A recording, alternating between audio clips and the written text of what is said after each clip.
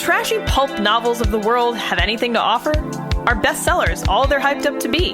The Terrible Book Club explores whether or not you really can judge a book by its cover or its ridiculous synopsis. If you've ever seen a book and thought, ugh, who's reading this? We probably are.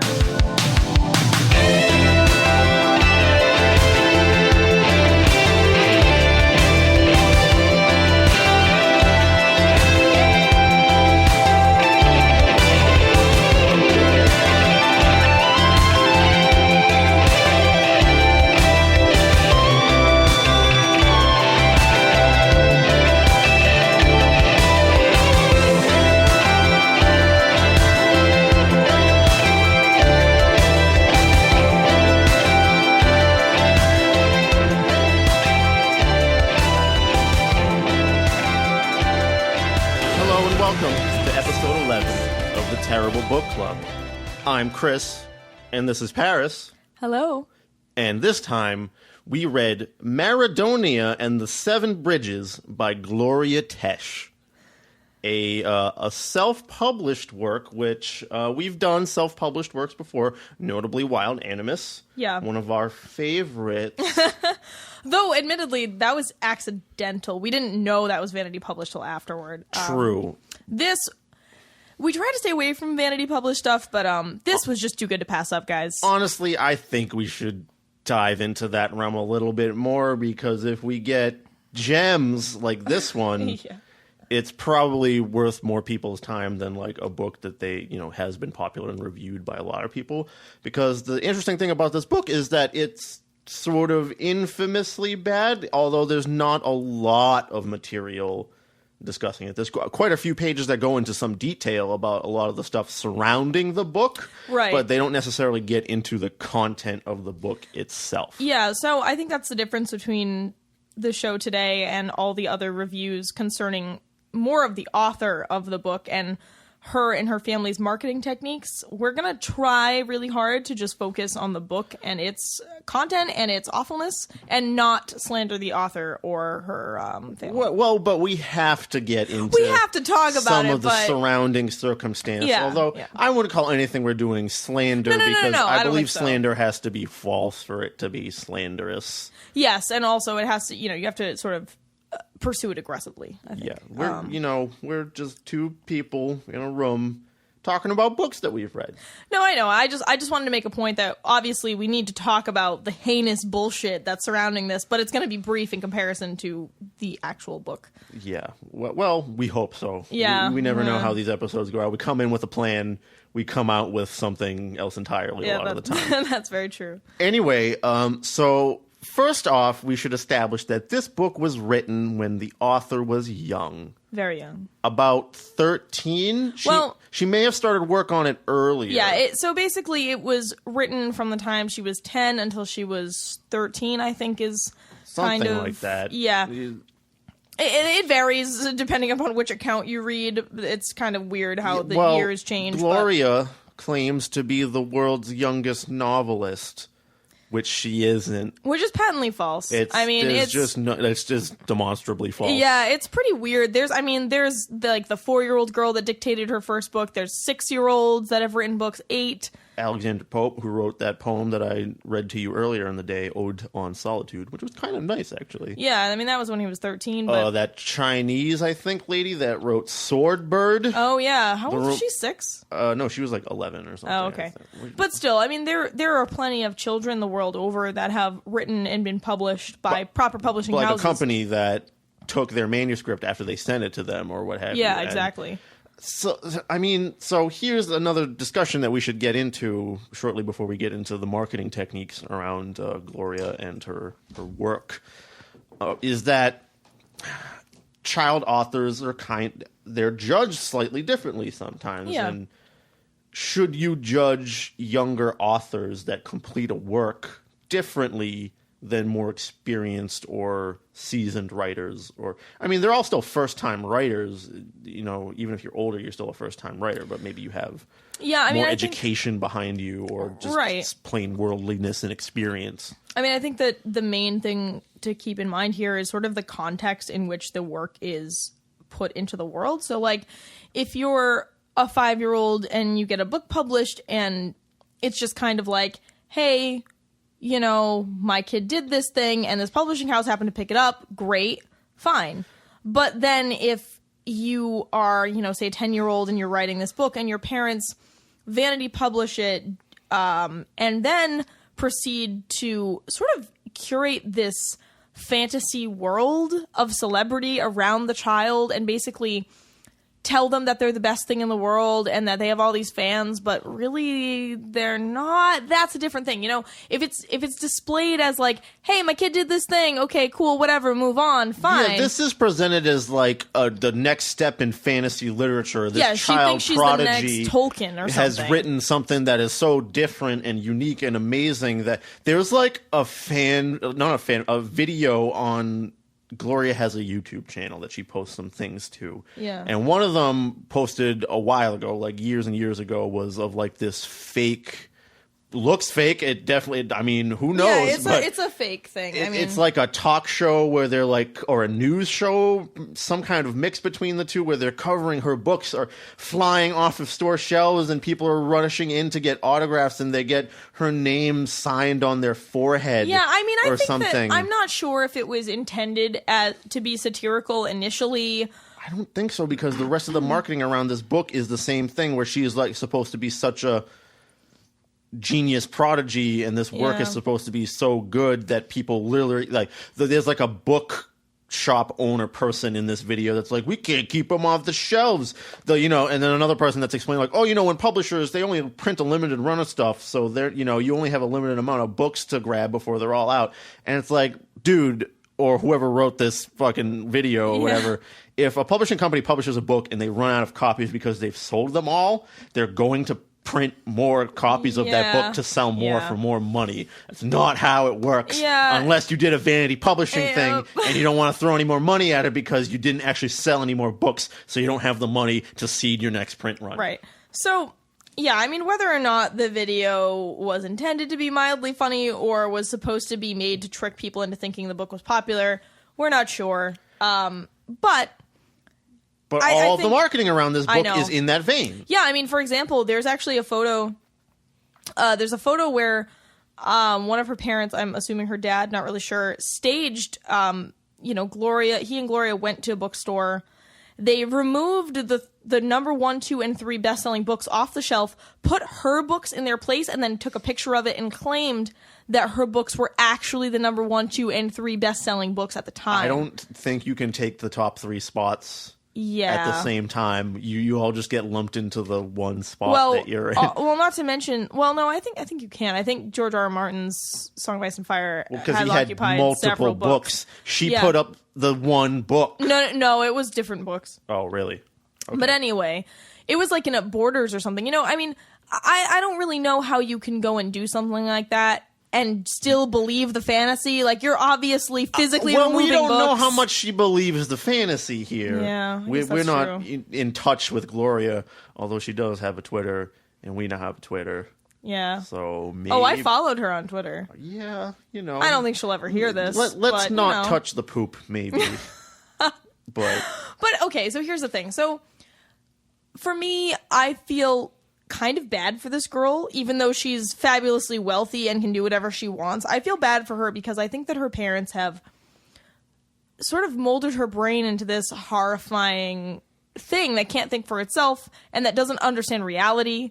It's just sad. Well, the question that I wanted to pose to you here is, like, when you're encouraging creative children or children that are pursuing creative endeavors, you have to sort of ride this fine line, because I think you should always praise creative effort or effort in general. When I mean, I don't have any kids. I'm not going to have any kids. No, but you teach kids. So. Yeah. But what do I know about like raising a child? But at the same time, you have to praise the effort. Yeah. At the very least, if they sit down and write something out, praise the effort in their work ethic. But then you kind of have to come around to also being truthful and teaching them how to accept self-criticism and but any criticism, not just self-criticism, but to be able to self-criticize, sort of find out what you're weak at and not just break down about it or ignore it and decide like, no, these people just hate me or whatever. Yeah, I mean, be able to take figure out what criticism is valid, how it could help you, and improve upon that. Like, for me, side example, that one of my bands, Graveborn, it gets posted around the internet sometimes, and it's been met with some criticism.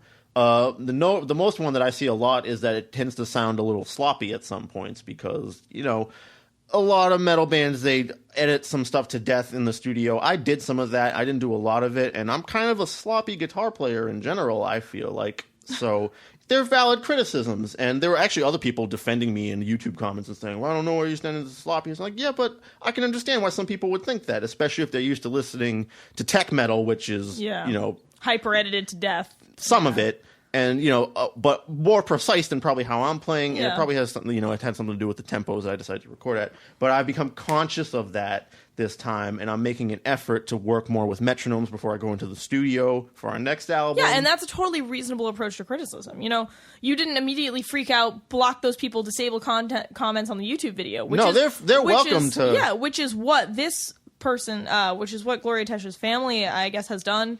They try to silence any dissent. They've actually sent, what is it, DMCA notice. DMCA, thank you. I can never remember the acronym, I'm sorry. They've sent DMCA notices to almost everyone who has criticized the book in a public forum, citing that they were using copyrighted material, but, you can totally talk about copyrighted shit if you're criticizing it. I think they just want to be legal bullies and just throw their lawyery weight around. Yeah, because they're fabulously wealthy. Of course they can, and I doubt that we'll get hit with any sort of takedown notice or something because we're not using any of her material. We're not. We might read some passages aloud. Yeah, but we know it's hers. I mean, we're not citing. We're not our profiting work. Off of this endeavor. No. We're not trying to provide false info about her. No, of course not. And I mean, I think the thing to note is that, like I was saying, I kind of feel bad because I think that she just doesn't have a grasp on reality due to the way that she was raised. If she could learn how to self-criticize and improve herself, maybe she could be somewhere because she does have some kind of a work ethic. Yeah. To produce 7 books. Oh, and to put this into perspective, sorry. So when the first book came out, she was about 13. She's now 21, I believe. Yeah. So she's an adult now. But but she's still presenting this material as though it's God's gift to literature, coming, or whatever. So that's kind of why we took this on. When I first learned, she wrote it when she was 13. I was like, I don't know. I don't know. I felt the same way. But then because a child wrote it. But then I found out that she's still promoting it like this. And that there are other young authors that I looked at snippets from that were far above the material in this thing. I mean, and she's also a Gloria Tesch, the author of this book. She also dabbles in modeling and music and filming. Which they actually just wrapped up. Supposedly, they just wrapped up the first movie for this book that we read. I kind of really want to see there are trailers online. Please go watch them. Yeah, because they are horrifying. Please go watch them. I mean, I guess if it's something really low budget, fine. But it's just bad. It's not even low budget. Like Clerks was low budget, and that was great. Like this is low budget and not good. Even the trailers themselves are it's a barrels of laughs. Yep.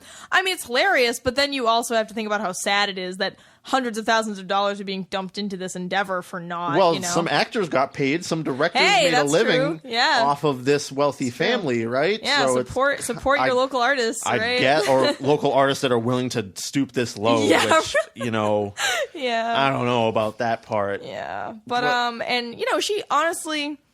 Chris and I had a small discussion about her before this, and we were like, you know what? Why don't you just stick to modeling? Because she's a lovely model. She models. She looks all right.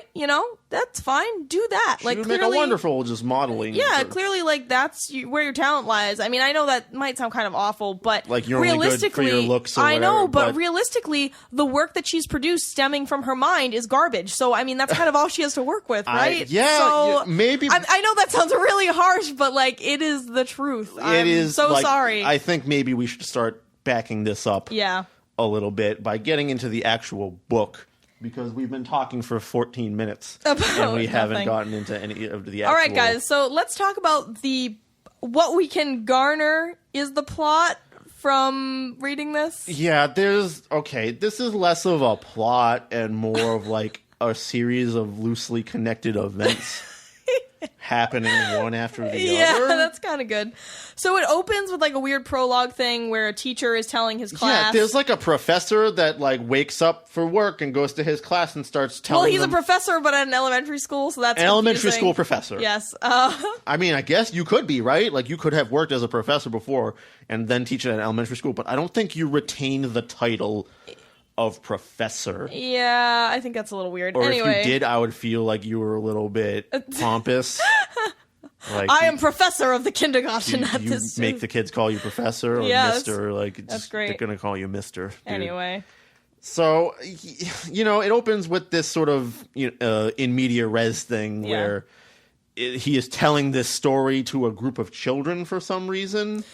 Yeah, he goes into class to work that day, and the kids are, I don't know why he starts, I forget why. One kid asks a question, and then he answers them, and he's like, oh, well, you need to understand the story behind this. And I think in their world, like, it's supposed to be real? Like, everyone's supposed to know about? I don't think so. No, I don't know. I don't it's hard know. to tell. Because this is never brought up again at, like, the end of the book with the professor going like, and the next time we'll talk about the next thing. But weirdly enough, we peeked into some of the later books, and it seems like every book opens with the exact same prologue. Yes. Which like is the bizarre. It's like some weird Groundhog Day thing, except the story that he tells is different. Oh my fucking God. Every time. Imagine if you woke up every day to listen to Maradonia, you would lose your fucking mind. Yeah, I don't get, like, it's like it's not even the prologue because there's prologues in each book too. Yeah, so it's the this is sort of like pre-prologue? the book ending I don't know. in media res thing. I keep using that phrase around it, In but the middle of it's things, the yeah. same thing at the start of every it's, book. It's like it's literally the same several pages word for unedited, word. unchanged. Yeah.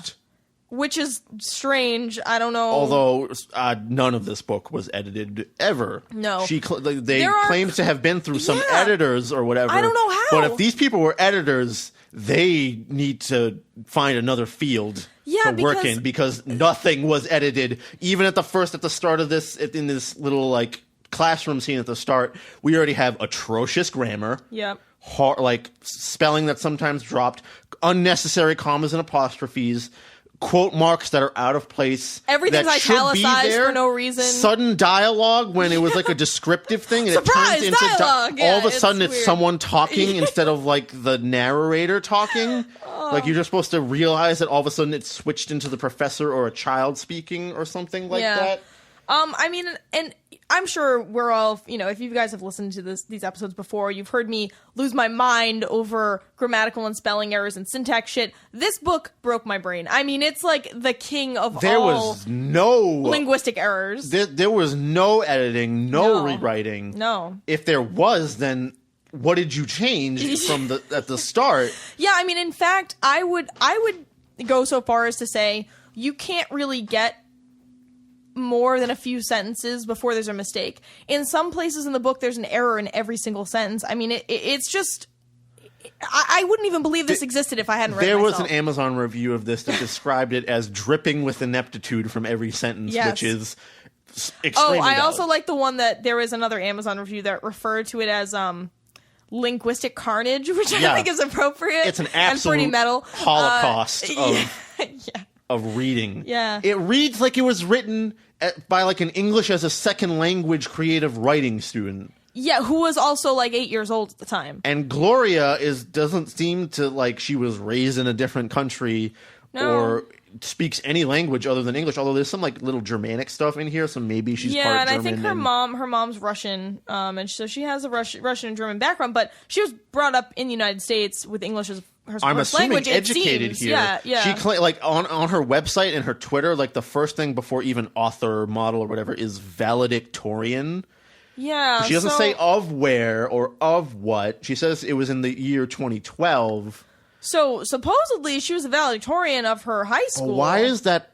Because 2012 she would have graduated from. Because she's 21 that's high now. school. So yeah, that's her valedictorian. Like, who cares about that? Why would you put that up front? And what high school? Unless you were homeschooled or something. Yeah, I don't think she was. Yeah, we're not sure. I mean, I'd have to do some serious internet sleuthing to find out, but I don't really understand how this girl could be a valedictorian unless she bought her grades like she buys all of her fame. I mean, who knows, you know? There's no way that this lady wrote top quality papers even for a high school student. No. Unless the English teachers were really lax, or she had enough fantastic grades in math instead and like her other subjects. To if she was a valedictorian of her class, either it was the smallest class or the worst class. Yeah, it's pretty weird. And especially since she doesn't say of where. Yeah, I kind of don't believe it. Yeah, I mean, seeing as you know, her and her family have definitely made false claims before, like about her being the youngest author and all that stuff. They're certainly not above fabrication. Yeah, I wouldn't put it past them. So back to the plot here. Yep.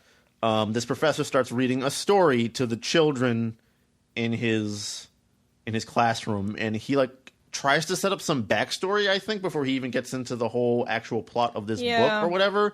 And he starts talking about light kings and some monsters and a thing, but it has barely any relevance to the rest of the story. No, it does. He tells the story of the downfall of Apollyon. It's basically just the downfall of Satan, guys. If you're familiar with there's Christian a light theology, king and an underworld king, but they have Greek god names instead. Yeah, there's a lot of just ham-fisted taking from Greek mythology and applying their names. Actually, I'll bring this up now. So the two main evil dudes are Abaddon and Apollyon, and obviously all I could think of was the dude from Venom and the dude from Aura Noir, who was also an immortal. So those guys are just dancing around in my head throughout the book, which is great. Black metal and folk metal tends to take stuff from mythology. Oh, I know. I'm just saying, it was maybe kind of not nice. quite as haphazardly, but honestly, you have to admit that a lot of the time they're just picking something they thought sounded cool. Yeah, no, I know. I totally agree with that, but it was kind of nice to think about the old drummer, the drummer from Venom and the dude from Aura Noir, in the book. Well, I don't know. There's it kept me entertained. There's two random characters later in this book that are fishermen, and their names are Keegan and Mansour. So I thought of Keegan Michael Key from Key and Peele and Misha Mansour from Periphery, just happening to be jungle fishermen or something. By the way, they're fishermen in a jungle. Are you fishing for swamp fish? Yeah, it's probably not that good. Yeah, that's another problem. Dogfish or something. Yeah, 3-eyed. It's fucking Blinky from The Simpsons. Yeah. No, that's another thing with this book is that landscape, time scale, geography, all are senseless and there's no rhyme or reason to any of it. No. There's no rhyme or reason to how characters act. No. There's contradictions in what happened before and later on. Yep. So let's try to... we keep getting sidetracked here. I'm trying to move into the fucking plot that doesn't exist.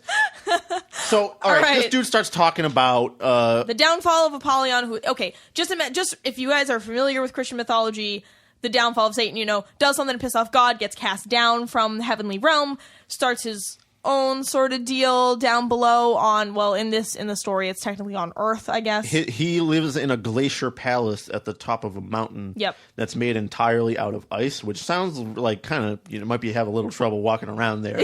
Just like a video game ice level your whole life. Hopefully there's no platform suspended in midair that people have to jump on because that shit is tough. Rough times, yeah. And he lives in he rules over the land of Terra Milli, which makes me think of a Lil Wayne song, because he had a song called Amelie. I just imagine Apollyon up there going, Amelie, Amelie. Oh, God, why? So anyway, so he's telling the kids this, and then they get into, I can't tell if he's still telling the story or if it goes to present time. At some point, he starts, but anyway, I want to give you an example. Here's a thing that actually, no, this is later on, when the two main characters jump in. So let's keep going into the main story. Yeah. So anyway, eventually he's like, hey, when the two kids show up... we're not even there yet. That's the thing. Oh, wait, no, because they've sent spies over to the real world or something. What? They have there's a lot of bird spying. Yeah, there's a lot of bird spies. So he has ravens, which are the evil birds because they're black, and of course, and he sends them out, and there's a prophecy of some kind. Oh yeah, that everyone is aware of about two children or something coming from somewhere else, from another land to fuck his shit up, basically. All right, so he's basically freaking out about children at all. Yeah. So what? I don't. did he send the bird spies over and like he could somehow tell before they came over? This is why I think we're getting this a little bit confused because the timeline in this is so crazy. But here's a little passage that he says to his I think his bird spies and his son Abaddon. King Apollyon is like, fact is, 2 children have arrived. Well, we certainly have to consider these human intruders a tremendous threat to our empire. Whoever they might be, they must be eliminated. We must kill these human intruders immediately before they harm us. So, like, just any 2 human children? He didn't seem like there wasn't anything special yet. They didn't seem to know specifically who they were. But they're not killing any children in the land over there. Or well, no, because the prophecy was about kids coming from a different dimension or whatever. This is why I think they must have come over already by now or something. Yeah. But anyways, there's this prophecy saying, like, these 2 kids are gonna come from another dimension and basically, you know, take down Apollyon, who is essentially Satan.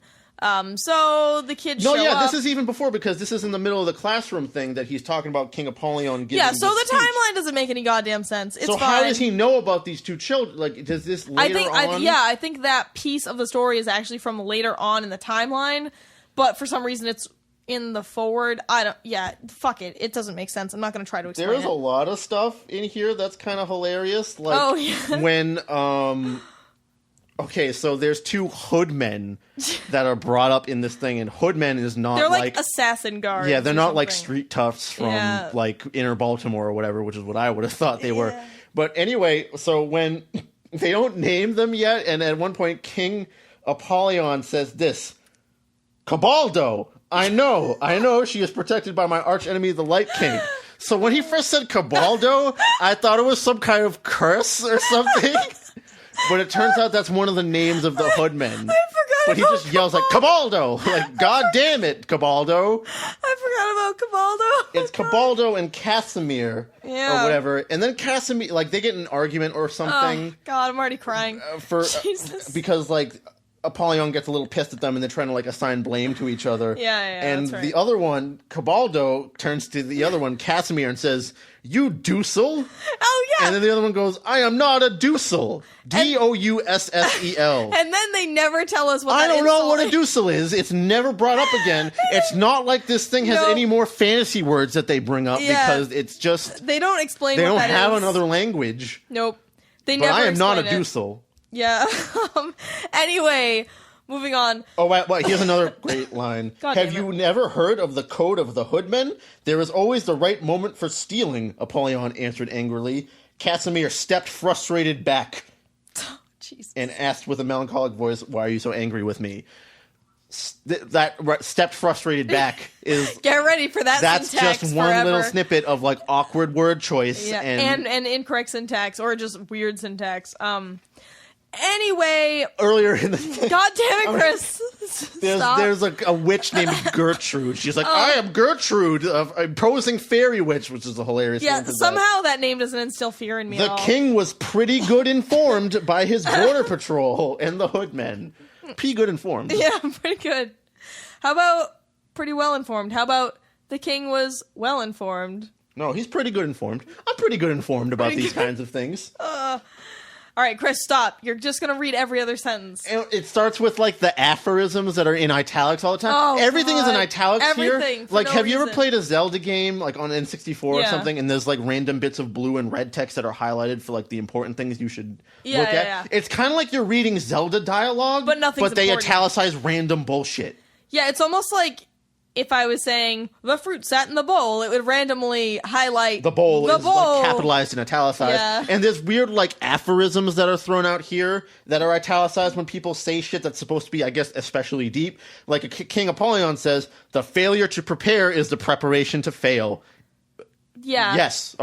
Sure. And fucking deep, bro. Yeah, and there's all these, like, I can't talk.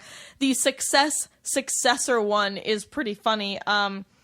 I think it's like, you can only succeed if you have chosen a successor to success, or I don't know. Okay, something. how about, I'm sorry, I'm just going to keep reading. I'm like, this is going to turn to me reading passages because you can't really get the full flavor of this book.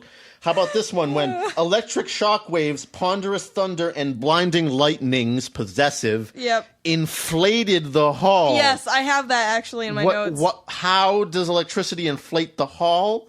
Is it a bouncy castle that he lives in? Does he live in an ice bouncy castle? At the top of a mountain that, like, static electricity inflates? Yeah, and whenever they bring up lightning, it's always possessive lightning, so lightning apostrophe S. I don't know why.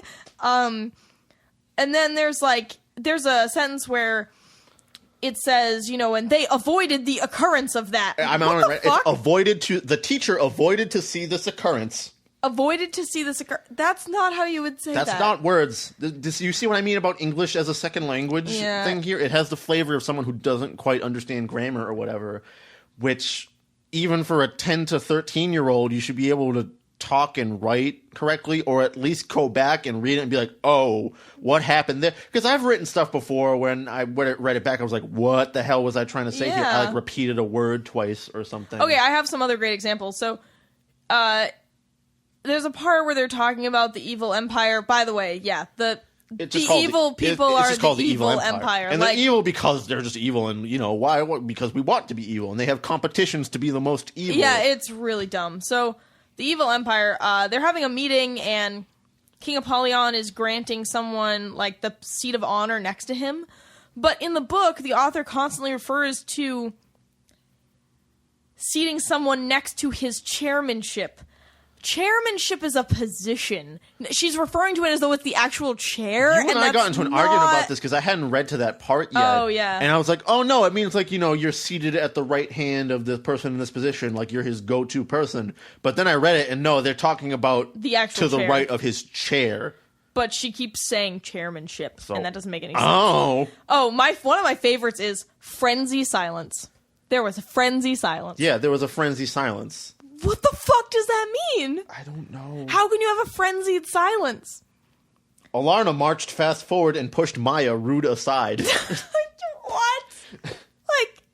Okay, so let's get into the plot. It goes to like the real world, I guess we can say. And we're introduced to Maya and Joey Swanson, the two main characters in this book, who are the flattest, most self-insert, uncharacterized anythings in any book I've ever read.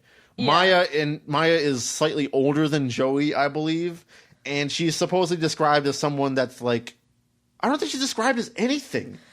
Yeah, it's Joey is supposedly like kind of headstrong and brash and like a little bit egotistical or whatever.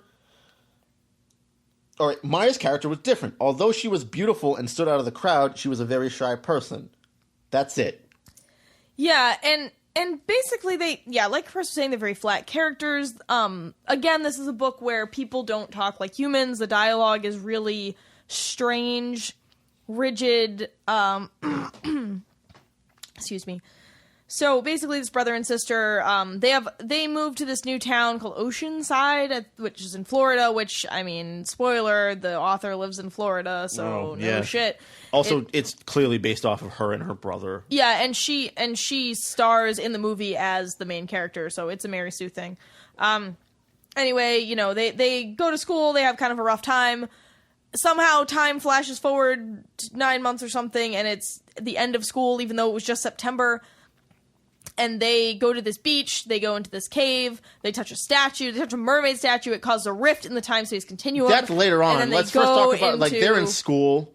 There's a couple of chapters where they're in school, like, Maya gets into a fight with Alanna, who pushed her rude aside earlier. Rude aside, yeah. And, like, she just starts wailing on this chick because, I don't know, she, like, put herself in front of her locker or something. Yeah, so there's an illustration of it at the start of the chapter. Let's take a moment to describe the fact that there's drawings at the top of every chapter done by Gloria's mother, I'm assuming, because her mother's an artist and has her own website. Yeah, and she kind of has her own problems with... There's some art in this, at the top of these chapters. There's like one of a tree looking at it as if you're looking up at a tree from below. That looks okay. Yeah, if you were like 12, it would be fine. There's a picture at the start of the chapter where there's a fight in the school where I'm assuming it's Maya and Alana having this fight in front of the Yeah. lockers. It looks like, I'm showing it to you right now, it looks like Maya is throwing a straight jab, while Alana, the bully, is throwing a left hook directly into a locker that's 3 feet in front of where Maya is. Yeah, the art is terrible. But they get into a fight. Yeah, Maya beats the shit out of this girl, like to the face where her face, to the point where her face is bloody. I don't know why this scene is included in the book. I don't know. Because it's not like Maya later on... Yeah, is like a warrior. Or like finds her inner rage in order to like be a better warrior. Yeah, I don't know. I don't know why this scene is here at all. If anything, it just shows that she's a shitty person because she beats this girl pretty badly. And then there are no consequences for it, by the way. Yeah, it's never brought up again for any reason whatsoever. Joey's not so great either because the next chapter is them going to a party at a friend. They're going to a party at a hotel. So apparently, it's a friend's birthday party. Apparently, teenagers can rent out hotels and have the concierge like walk people up to their fancy. When they suite. approached the hotel entrance, the doorman asked, "Are you invited to the Jones party?" Maya was unsure and was about to say no when Joey quickly answered, "Of course, we are the guests of honor." Joey smirked at the thought, and the doorman just lets them in to this hotel party for a teenager's birthday. Yeah, what the fuck? Doesn't make any sense. Here's an example of amazing dialogue because Derek Jones, one of Joey's skateboard buddies, by the way, Joey likes to flip his skateboard around totally sick and do kickflips. Yeah. Hey dude, what's up? Derek was dressed in blah blah blah. Looking at Maya, Derek said, "And this is your sister Maya. I saw the fight. It was beast. Man, she has it." "She has what?" Joey asked. "Killer instinct, bro." Which is capitalized. Okay. "Killer instinct, huh?" "Yup, that's my sister," Joey boasted. Derek pulled out his cell phone and looked at it. "Hey, let me show you that trick I was working on." "Dude, you got it down." All right, so they start talking about their skateboard trick, and they run off. Then Maya goes to a pool that's outside, and Joey runs up behind her and shoves her into the pool and as a joke. And she whacks her head on the edge of the pool and is bleeding and is drowning and losing consciousness in the pool. Does her brother try to save her after he just did this? No. In fact, he says, "Ha ha ha ha ha, ah, look at my sister. She beats up 2 chicks and now can't even help herself."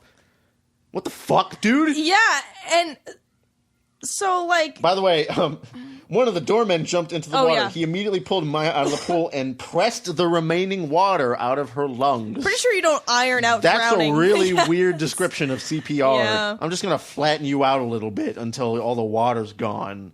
The chest compressions aren't even a vital part of CPR. Yes, they are. Anyway, I forget if it's like the breathing thing or the chest. It's both of them in conjunction. But anyway, so you didn't explain how the sorry guys, I'm real coffee today. How the doorman found her was because the doves, the magical fucking interdimensional doves. Yeah, the white doves. There. They fly into the hotel thing and they like fuck with the doorman until he knows to follow them. And he's like, "These doves clearly they're following you for a reason. You must be destined for something great." Yeah. What, dude? What the fuck? Like, sorry. Yeah, it's really weird. And when Maya's drowning, she hears a voice calling to her like, "Oh, help us, help us." And she's like, "Why the fuck is someone asking me to help them when I'm drowning?" Which was kind of hilarious. Yeah. And like, a good help point. me.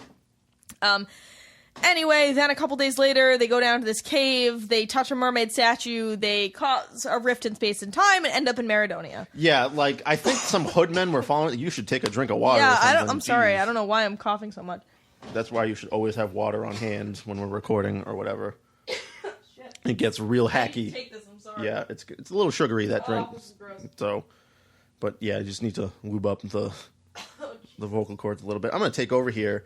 And so, yeah, they find a mermaid statue in a cave, and they move it. I think they physically move it. Yeah, Joey picks it up because he's like, "Oh, sweet treasure, I'm going to take this." Like, if it's a fucking statue, dude, like, you're 14? How can you pick up a rock statue? I don't know. It's as big as them, I'm pretty sure. No, it wasn't that big. I don't know. Still, it was probably pretty heavy. Anyway. And they come out of the cave on the other end after the hoodmen were, like, following them around. By the way, this is the last you see of the fucking hoodmen. Yeah. They just disappear after this. Maybe they got left behind in the fucking real world, even though they could cross over at the start. So what's the problem? Yeah, I don't know. Anyway.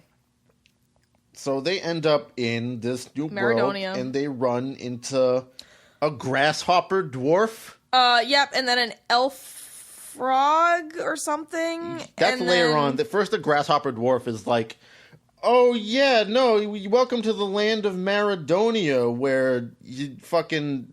It's magical and there's talking animals or whatever. Yeah, so it's pretty dumb because everyone they encounter is like helpful to them except for one character at the beginning, and even then. Also, the grasshopper dwarf, he's a shape-shifting dwarf. There's never another dwarf in this story or an elf frog. No, there are the magical dwarves that disappear in and out of existence. Oh yeah, in the no, evil they're empire. later on, but I guess but there's also there's not a lot of them. Anyway, the dwarf tells him this. Well, it never gets dark in our land. It gets only dim during the night, and you will also not get really hungry or extremely tired, the dwarf explained. That makes a lot of sense to me, said Joey. Why the fuck did you just accept that shit? Yeah, that doesn't make any sense. Why would you be He's like, just like, oh, yeah, all sure. right, I guess that's fine. I mean, whatever, bro. Whatever you say. Yeah, it's pretty weird, and like... So, again, they keep encountering characters that are helping There's them. like an elf frog or something named Oraculus. Yep. By the way, the grasshopper dwarf was named Hoppy, which is kind of... Yeah, which is kind of funny. And, here's another thing where, somewhere in the middle... I'm just reading through my Kindle notes here, which are kind of haphazard and random. But at some point, he's, looking for a wooden stick, but could only find branches. So what's the problem? Were you looking for, a fully hewn... carved stick instead of branches, and can't you take a branch and make an appropriately sized stick, or what's the problem? I don't know. And then they constantly reference people and place names and stuff that you have no later reference on for. They're going through the thing, and Joey is like, oh, this dungeon over here. I'm like, what fucking dungeon? What fucking dungeon? They don't even go into the dungeon later. Yeah, somehow... They're walking across some rocks or something, and Joey's like, oh yeah, we can't go into this dungeon until later. Yeah, they're like, oh, Prince Abaddon, the son of Apollyon, is in this dungeon, and you're just like, A, how do you know that? B, what fucking dungeon? It's just real weird. Okay, at some point, this eagle shows up.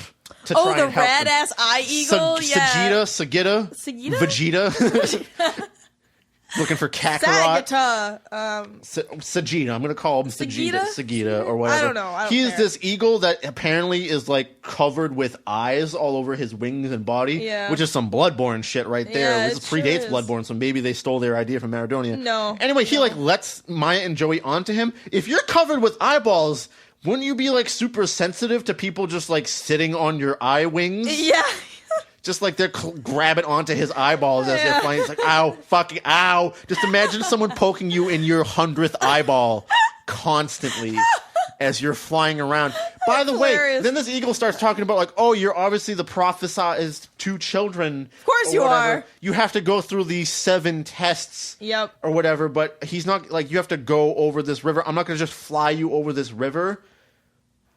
For whatever reason. Yeah, they have to do all these tests themselves. He accepts that they're prophesied or whatever, but they still have to go through tests. Yeah. And one of them, they encounter a snake, and Joey is talking to the snake, and they, the snake is just oh, I'm not going to tell you right away immediately. So Joey cuts off the snake's fucking head. Oh, yeah, okay, so hang on, I'm going to talk about this. So that's not they encounter a different snake called Arabella, who's an evil snake, part of the evil empire. But then later, spy snake. Yeah, she's a spy snake. Before the spy snake, he encounters this other one. No, it's after. It's before. Whatever. Whenever it is, it doesn't matter because time is irrelevant in this fucking book. Very much is. So they encounter this snake in the jungle, and it's this big snake, and they're like, we're 42 minutes in, and we haven't even begun. Oh my god, this is gonna be a 3-hour episode. I'm sorry, everyone. Yeah. Anyway, the snake is in their way in the jungle.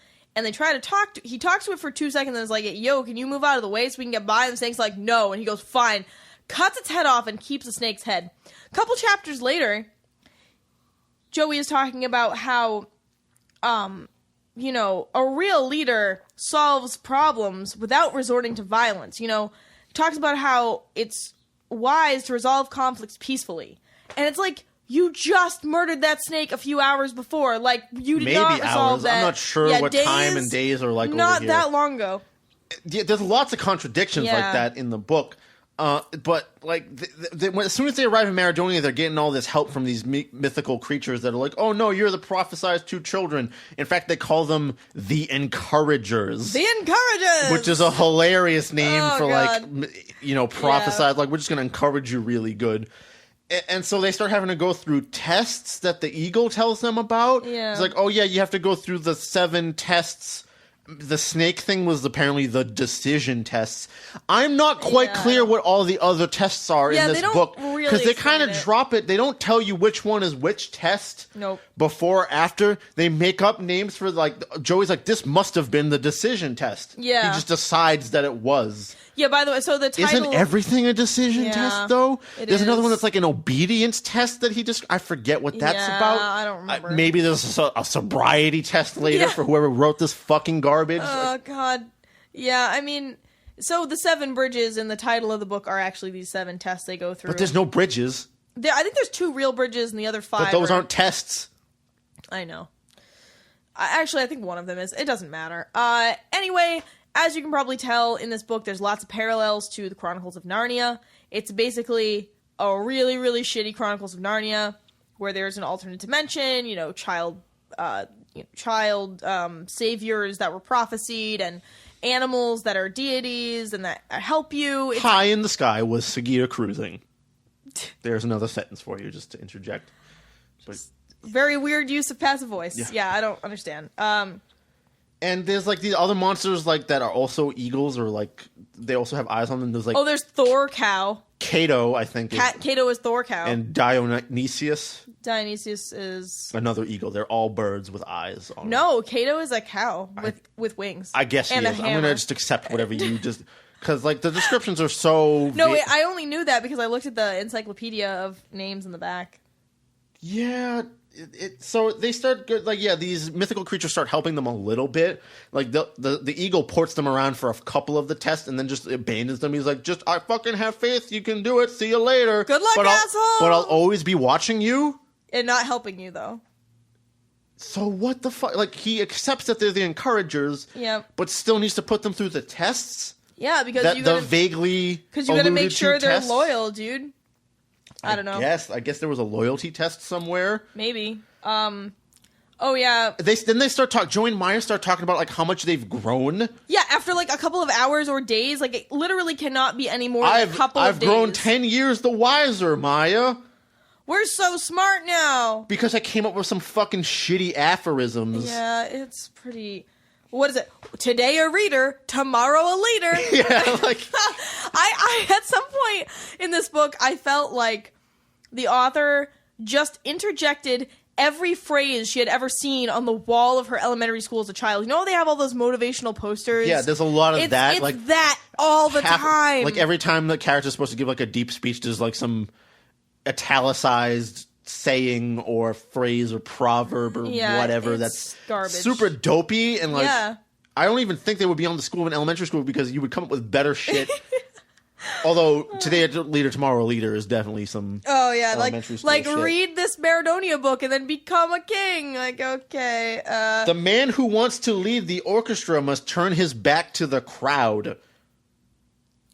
Yeah, I mean that is how an orchestra stands. I don't know what that means. Like conductors do stand facing the orchestra. If you want to be a good leader, focus on the people you're leading and ignore the audience. Yeah, I guess. Your detractors, which, you know, Gloria is amazing at doing. She just has every like rap song that she releases as Goldilocks is like, fuck the haters, bro. I'm not going to listen to them. Which sometimes, don't totally focus on all your criticism all the time, but it's not all just haters, Gloria. Oh yeah, we didn't actually specify. She does she has a rap career as Goldilocks. It's just another like career. White lady trying to rap thing, which has been done to death already. Yeah. So there's a whole lot of contradictions. I mean, the villains are so forthcoming. Like, it's actually kind of nice how forthcoming they are. They're like, all right, we're going to go over here and plan how to kill you, and then we're going to come back and tell you how we're going to kill you, and then you can choose if you want to do that or not. Is that cool, guys? Yeah, they're like what? Kind of like, we'll give you a chance to think villains. about that. Yeah. Anyway, the next test, because they don't talk about it or give it a name or anything, is when they come upon the Iron Curtain. Yeah, so they're entering Russia. They're entering Russia in the mid-80s. Later on, there's like the wagons of El Dorado or something. Yes, then they go to Spain. But anyway, this Iron Curtain, it's not like a metaphorical blackout on press like in Russia or like... It's a literal It's iron a wall of metal that's standing in the middle of a forest that was conjured by the 3 witch fairies or something. I think. But it's not like the way... They have to sit and meditate for a couple of hours trying to figure out how to get around it. And their solution is dig under it after like 4 hours of meditation or something. And by the way, they dig under it pretty handily. Because it's not dug into the ground. It's just sitting on top of the soil. Yeah. So when that shit fall over... Well, I mean, I'm assuming it's maybe a little bit in the soil, but not... No, they not said a it's lot. literally... It stops right where the soil starts. So they don't even have to dig that much. So it's like, why'd you have to meditate for 3 hours? By the way this happens is that someone has... Joey is like, oh, my brain had a blitz action. Yeah, and so immediately... Which is italicized and capitalized. Blitz action. So I immediately think of Bobby Blitz from Overkill coming out of the jungle and being like, elimination! Like, it's hilarious. That's what I think of. What is a blitz action? It's Bobby Blitz jumping out of the jungle and he's screaming elimination. And why is this a thing that, like, I had a blitz action? Maybe he knows about Overkill, man. Like, I don't know. Later on, here's another phrase. Maya came so hefty. Oh, God. Which is literally describing her walking over somewhere, but it sounds... It sounds vaguely sexual and awful and graphic. Yeah. I don't want to come hefty. Heftily? I don't know. Having a vision is the art of seeing things invisible. What? Can I say something over... Like, sometimes when I'm doing these books, and I'm talking a lot and I'm shouting, I forget to breathe and I get lightheaded in the middle of these podcasts. And this has happened like 3 times already where like I'm about to pass out from how much I'm talking. So I need you to take over a little bit here while I catch my fucking breath. All right, so I have some contradictions I just want to address. Like, all right, so we're gonna stop going step by step through the plot here because it's just gonna take 4 hours. They have some tests, and some shit happens. I'm gonna talk about some of the shit that happens. So, at one point, we're 50 minutes in. Fuck this plot, dude. If you want to read it yourself, don't do it. Yeah, don't do it. This is rivaling Wild Animus. Yeah, they get covered in this stuff that is slowly turning them to stone, so it's kind of like grayscale. They're becoming part of stone intoxication. Oh, yeah. 420 smoke weed every day, blaze it, kush dank weed. Gross. Okay. Yeah, so it says that they are becoming stone intoxication. You heard that correctly. Becoming stone intoxication. Basically, it's like grayscale, if you guys are familiar with Game of Thrones, Song of Ice and Fire. It's the stuff, well, it's kind of similar. It turns them to stone. Anyway, so they're slowly turning to stone after they get covered in the substance, and they're having trouble moving and breathing. But somehow, the solution to turning yourself back to normal from stone is to go into a body of water as stone. Which, wouldn't you just sink and die? Into it. They jump. How can you jump if you're being immobilized? Yeah, and so that doesn't make sense. Let's see. How about the part with the grill and the sacrifice? Oh, hang on, no. That's a good one. I'm gonna wait for that. I have a lot of stuff to say about that. Yeah, me too. So they reference there's also mermaids and unicorns in this land. There's fucking everything. It's fantasy, catch-all. Animals all talk, except for dogs. Dogs don't talk. True. Unicorns don't talk either. No, unicorns talk. Do they? Yeah. Okay. The only thing that doesn't talk is the dog. Why? I don't know. So then the mermaid, when we catch up with the merfolk or whatever, there's underwater fruit gardens. What the fuck? With Queen Aqua Mauritia. And there's a magical shell that helps humans breathe underwater, like in every fantasy book about underwater shit. There's a point where they're talking about their army. Of course, these kids are amassing an army to go fight the evil empire. It's a teenage army. Yeah, and they're like, oh, we only have 60 horses, 3 pages later, with 300 horsemen. You're like, what the fuck? Where did you get those other horses? Yeah, they were happened? Send our 60 horses back. And then later on, it's like, the 300 cavalrymen. Yeah, and you're like, what? Where'd you I thought you sent all of your horses that were 60 of them. And by the way, this is a teenage army that's been hiding in a valley because the evil empire was looking for people for children or something. But then later on it's the population of 1.5 million, I'm not counting the old the children and shit. So there's children elsewhere that aren't being hunted even though these teenagers have to hide in the woods. Yeah, because I think they were a particular warrior race or something. Anyway, these warrior teenagers are being led by General Justin, who when the encouragers arrive and like start taking over his army because like they've passed some of the tests or whatever, it literally says Justin ran away crying. Yeah, like he runs away crying into the woods. Yeah, because Maya and Joey are going to take over his army that he's been training. Even though that he's known all along that eventually the encouragers are going to come and take over the army that he's training. But he finds he finds out it's 2 kids and gets all sad about it, even though he knew it was going to be 2 kids. It was prophesied that they were children. I know. Also, yeah, this general. No, the other general, Gennarius. Yeah, he's later on. But Justin tries to poison them, and like Joey, like, oh no, you drink it first because he a dove saw Justin do it and told Joey. So it's not even like Joey had any insight or whatever. He's just like, no, you drink it, and so Justin does. By the way, he contacted his like father before by talking to a medium who was immediately murdered because like mediums were supposed to be, and sorcery was supposed to be outlawed or something. Which is insane because everything in this is magical, but somehow sorcery is outlawed. Anyway, Joey takes command of the army, and he does this weird test where he's like, okay, everyone follow me into the meadow over here, and no one's allowed to eat or drink anything, and you can't jump into the water until I say so. So he makes these teenagers starve themselves in front of him. For like days. And then he's like, okay, everyone take a drink of water from the lagoon or whatever, and then some people jump in, and some people just take water like they scoop it up in their hands, and he divides it up into like, okay, the people that just took drinks of water, you're my army, whereas the other people that jumped all the way in and didn't follow my exact orders, you're gonna stay here. Yeah, and it's like, dude, you just made them delirious after 3 days of not eating or drinking. It was more than 3 days. Really? Okay. Yeah, it was a while. And you're gonna get upset when they jump into it. It doesn't make any fucking. And this is like his brilliant fucking strategy of like coming up with it's not even an army. It's like a fucking host of children. Yeah, it's not even a host. It's like a unit. Yeah, it's like a couple of legions. Yeah, it's a couple hundred people. Yeah, and then there's this other general who just can't handle information. Like, he finds out that he's supposed to be this big badass general. He finds out that Joey and Maya know Sagita, the big eye-covered eagle, and he's like, oh my god, I can't handle that, and like has to sit down. Because he like, takes a nap. He's like, we can't talk anymore. I have to fucking rest. He gets overwhelmed by information. How are you a general? Yeah, I think this leads up into the grill scene. Yeah, it does. So anyway, they're in the middle of this, like they've brought an army across into like another village or something. Yeah. And there's like a grill in the middle where everyone like starts having a feast and grilling up food or whatever. And anyway, they all of a sudden get surrounded by the evil fairies. The evil fairy witches, who earlier actually had like tried to trap Maya and Joey with a wall of fire that Joey was just like, nah, it's fake, bro, we just have to jump through. And it was, I guess. Yeah, and they did, because it's all in your mind, man. But apparently the witches can make real fire.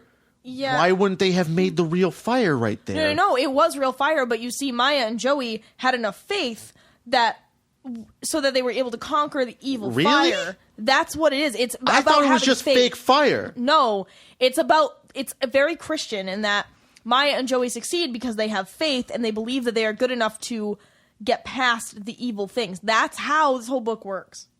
I thought it was just fake illusory fire. No, they talk about how faith is their only weapon like 1,000,000 times. That's why. Okay. Anyway, these 3 witches show up at the village and they surround the whole thing with like a bunch of skeletons that they conjure up out of magical darkness that they conjure up. Yeah, I don't know. They're like, okay, how about we let your whole army live if Maya and Joey have to sacrifice themselves on the grill for us, and we'll totally leave you alone. By the way, there's a scene later like where they're like, we're gonna fucking kill everyone. We don't care. We just they go off to the side, and there's like an aside that only the reader gets, and they're like, yeah, we're obviously just gonna kill everyone even after they sacrifice themselves because why would you do that? Why wouldn't you just save that beat for later? I guess. Yeah, I don't know.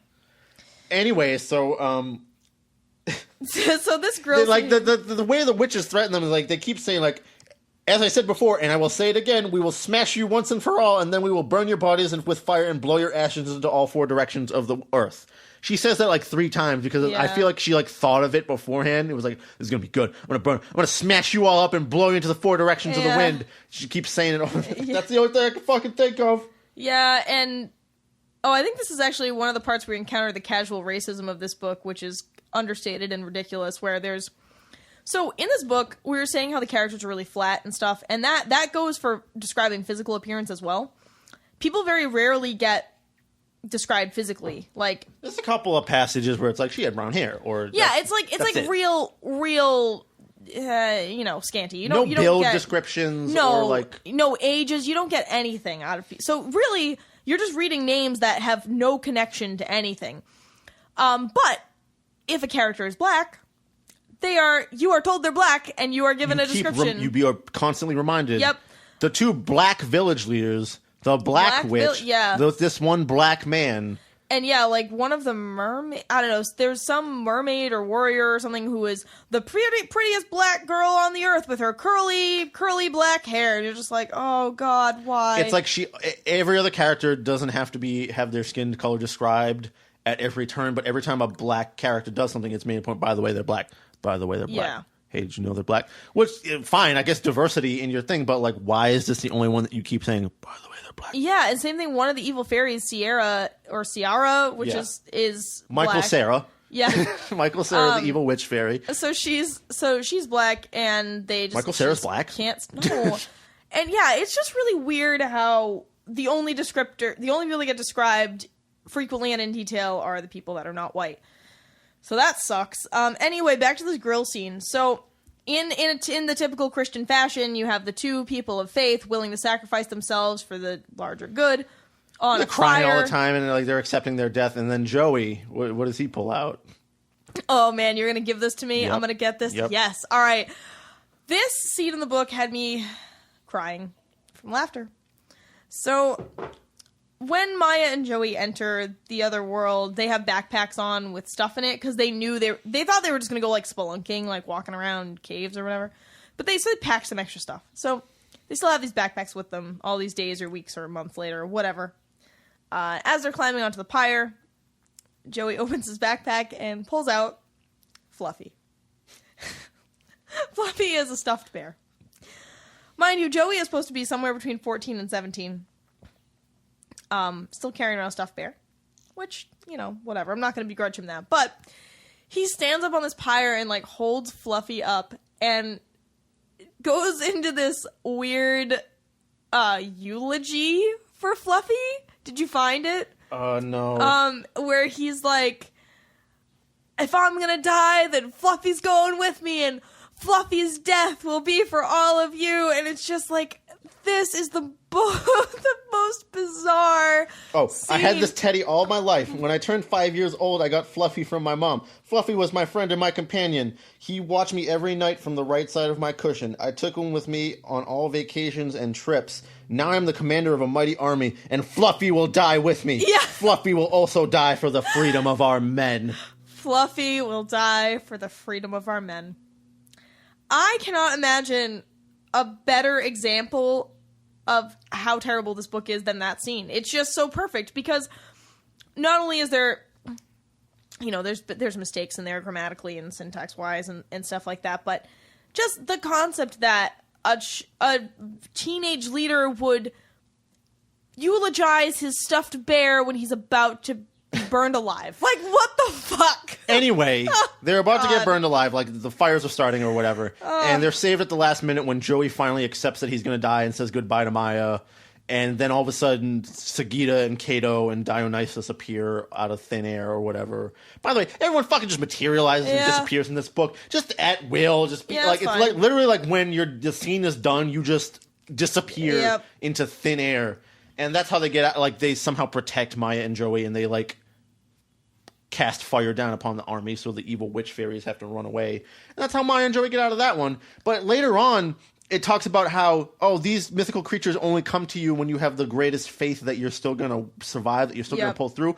So why do they show up at the last minute when Joey finally accepts that he's going to fail and die? I don't know. And yeah, Maya's sneakers are burning, and she's like, oh, fuck, I'm really going to die. Like, so they accept their death, and that is when they show up? But no, that's when you have faith the most? Yeah, because they were like, something's gonna save us, or whatever, I don't know. Anyway, so they break off again, and they start going into the bog swamp that I talked before about you, and they meet Keegan and Misha Mansour in the... Yeah, right. And originally those two fishermen are like in the service of the Empire because they're afraid that they're gonna get killed if they try to help people, but Maya and Joey, the spy doves again, like basically Spy dove. whenever like there's a character that's like trying to hide something from Maya and Joey, the spy dove happens to be around them when they're, you know, telling their evil plan to someone else so that they can fly back and tell Maya and Joey. And same about for the evil ravens. Like, they're also... And fuck you. Ravens are rad as hell, all right? No one notices like, these fucking things after a while? Yeah, I hate They're not hiding that well. Anyway, there's a character during this scene, like someone in the army, I forget why he gets called up or something, but his name is Petronio.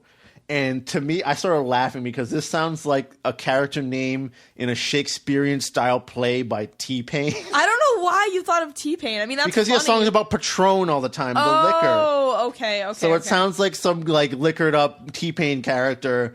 It's like fucking, I'm in love with the Capulet. That's pretty funny. If you're looking for me, I'm at the bar. Oh, jeez. Oh, wow. So that's a fucking hilarious name. They get stuck in this forest. I don't even know if they're doing the tests anymore, the I seven don't know. bridges. I think it's over. I think by this point, people have accepted that they are the encouragers. Oh, wait. No, this brings me to another point. How is information communicated so fucking quickly in this realm? There's no internet. Sorcery is outlawed. So presumably... It's literally just people running like messengers. Yeah, or letters, right? But so, the like, speed at which information, Yeah, like everyone it in the doesn't make any world sense. in Maradonia knows about Maya and Joey now. and it's only been like a couple weeks or something, and they all know about them and totally accept that they are their saviors. And There's they a worship scene them. later on where it's like, oh, What? people heard the story of Maya and Joey, and they're running out in the streets screaming Yeah. like, the encouragers are here, and the boys were screaming out Maya, Yeah. and the girls were screaming Joey out in the street. So it's like a fucking like cities full of people just going Maya, Joy. Yeah. What the fuck? Yeah, it's it's really weird. That's like something I mean, I guess it makes sense because I feel like that's something a child might think would happen in a fantasy book. You know, people find out about their saviors and they're like, yeah, these people, they rule, but in reality, yeah, that's not going to happen. Which brings me to, speaking of people in the city, which brings me to the political and social climate Yeah. of this kingdom. By the way, we're well past an hour now, so this is going to be a long fucking episode. Sorry, bro. guys. We have to cover a lot of this. I'm sorry. It's just going to be forever. So go on. So, anyway, so this, god damn it. So it's the evil. There's the evil empire, which is presumably a separate thing from Maradonia. Maradonia has that's a the land of Terramilli. yes. So Terramilli is the evil empire, but for some reason they have a king and not an emperor. That's kind of weird. They also, despite being an empire, Military leaders change ranks from captain to general at will. Yeah, So- yeah, I know. And then in the evil empire, there's like 70 rulers or something. But how can you have multiple rulers if it's an empire? There's only supposed to be one emperor. Anyway, then Maradonia. No better. Yeah, there's King Astradulos. Astraduolos. Astraduolos. I don't know how to pronounce that name. He is this king that's like been giving out talks in city halls like twice a week. Even though later on in the book, it's like, oh, people, whenever they see King Astraduolos, they're like, oh my god, it's King Astraduolos, because we don't... He's such a recluse. Very but, seldom seen or whatever, Yeah. but like he's giving talks twice a week at the city hall. Yeah. So anyway, so there's, in the Maradonia, there's the king.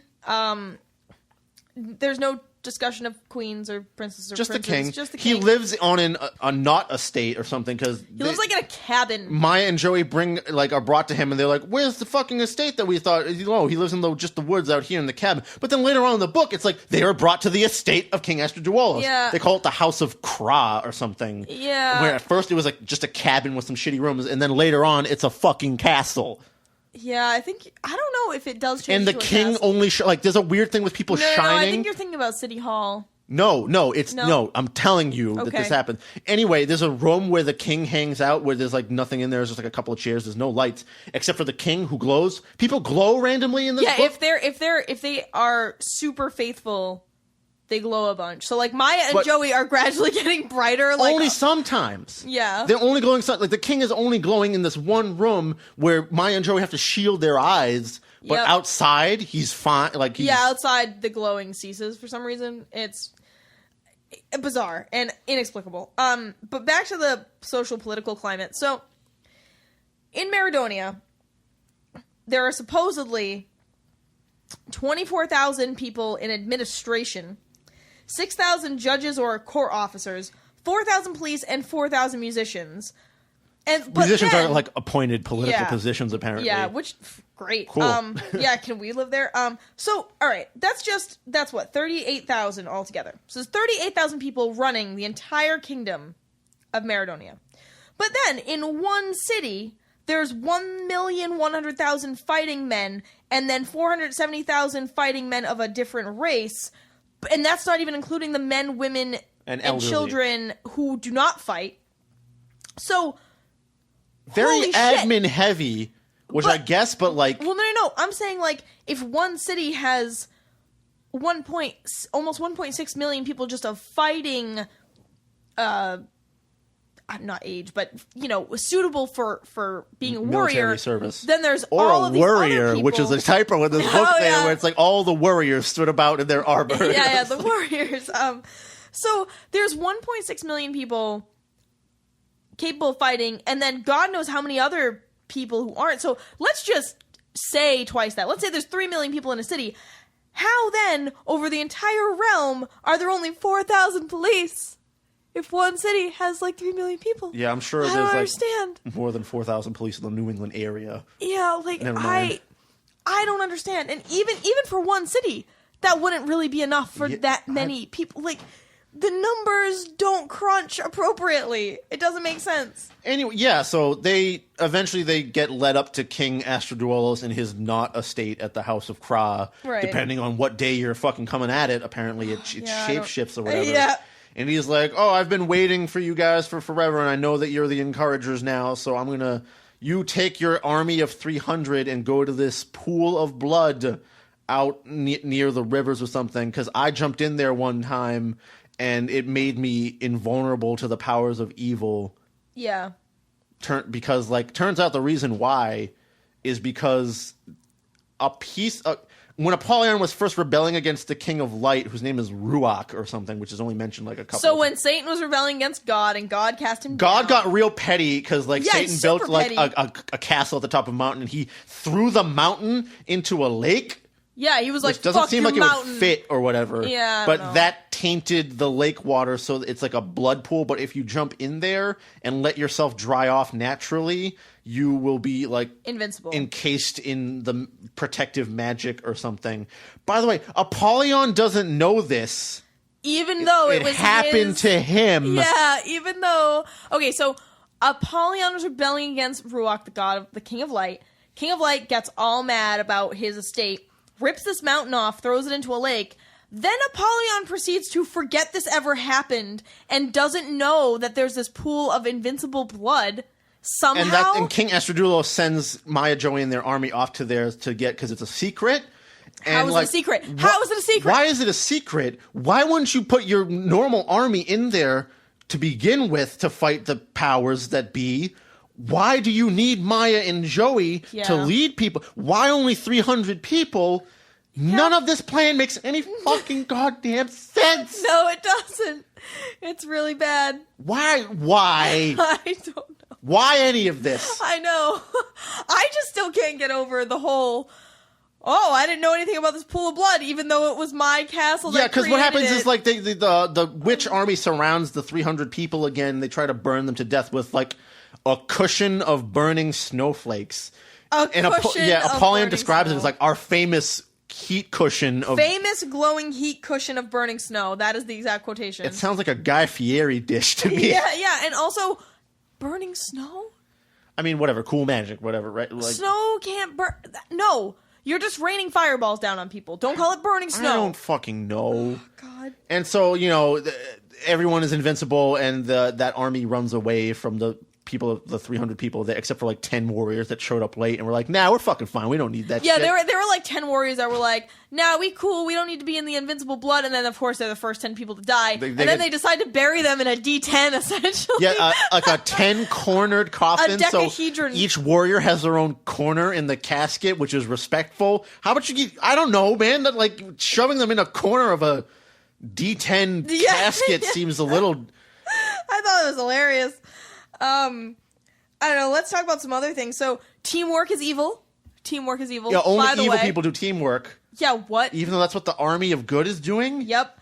Also, power and fame are evil. Oh, yeah. Then okay, so the way this is described is like, oh, we're going to like just, we can't use our supernatural powers because the King of Light's going to come down and fuck with us if we do, which is, why is that the line? Wait, what? Apollyon late in the book, he's like, oh, we can't use our supernatural powers anymore because that will compel the mythical creatures and the King of Light to come down and aid them. So we can't use that anymore. He gets mad at one of his leaders for going like, why don't we just burn them all with fire like all the people that haven't touched the pool of blood? And Apollyon's like, you fucking idiot, that'll make the King of Light come down. Oh, what? Okay. Right? Because why wouldn't he just do that anyway? Yeah. By the way, King Astradulos, when he jumped in the pool, he left like a leaf touched him. Yeah, and so his shoulder wasn't covered by the pool. So he has an Achilles heel on his shoulder. A shoulder, but he's like, oh, it's a supernatural law that you can't jump in there again to get protected over the rest of your body. How does he fucking know that? Why is that a law? Yeah, I know. Also, Apollyon figures this out later Yep. magically when he remembers No, that. he went to his book chamber, also known as his goddamn library. And she just constantly refers to it as a book chamber. It's a fucking library. We all know what that word is. Just say I'm it's looking a at the library. waveforms on this recording, and the clipping is going to be real. I'm sorry. The book rage is too strong. Yeah, like at this point, it's just a mess. Because, like, he just magically remembers, like, oh, but yeah, that's right. That one time my fucking castle got thrown into a lake by the King of Light, which is why I'm mad at him to begin with a little bit, but I forgot about that. Yep. And so he's like, oh, but we can't use our supernatural forces, so what I was saying is that he has to go, like, we have to use our, like, we have to tempt them with the triple P. Get ready for triple penetration, whoa. guys. He's gonna mouth, ass, and puss fuck you simultaneously. This fucking book, you guys. We're gonna give him the triple P. I don't even remember what we're doing. I don't remember.